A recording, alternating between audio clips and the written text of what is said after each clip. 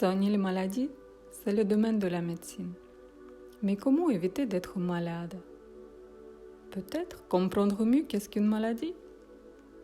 Comment se forme-t-elle initialement? Où se cache sa cause profonde? Et si on regardait cela avec une vision plus large?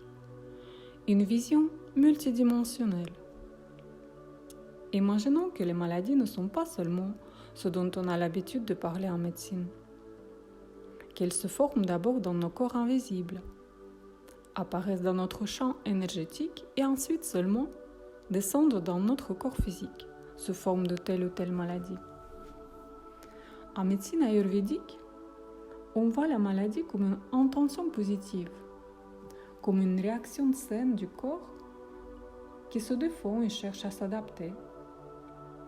L'Ayurveda compte 6 stades de développement de la maladie, dont les 5 premières surviennent bien avant la manifestation physique, d'abord sur le plan subtil. Dans les sagesses anciennes, tout être humain est supposé d'être en bonne santé. La maladie, si elle apparaît, serait là pour lui montrer un déséquilibre. En étant en accord avec notre âme, on n'est pas malade. S'éloignant de notre chemin, le sentiment de perte du sens commence à nous accompagner.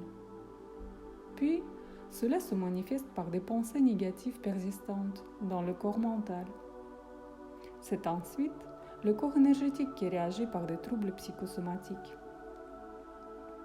Vous voyez, beaucoup de choses se passent avant que la maladie s'installe et se dirige vers la chronicité. Cela signifie que nos problèmes de santé sont inextricablement liés à notre mode de vie, mais aussi sont le reflet de nos énergies, nos émotions, nos pensées, notre mental et notre âme.